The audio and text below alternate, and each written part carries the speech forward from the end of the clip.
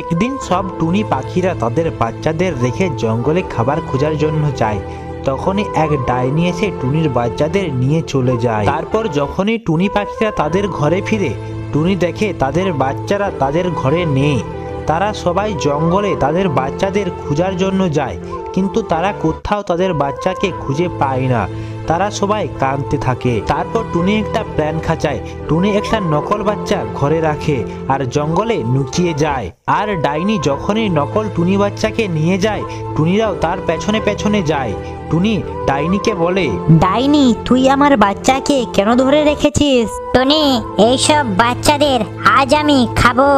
তখন সব টুনি পাখিরা ডাইনির সামনে অনেক কান্নাকাটি করে ডাইনিকে অনেক রিকোয়েস্ট করে, কিন্তু ডাইনি তাদের কোনো কথা শুনে না। ডাইনির অত্যাচার দেখে ভগবান আসে আর ডাইনিকে ওখানেই মেরে দেয়। আর টুনির পাখির বাচ্চারা সবাই মুক্ত হয়ে যায়। টুনিরা তাদের বাচ্চাদের নিয়ে বাড়ি চলে যায়।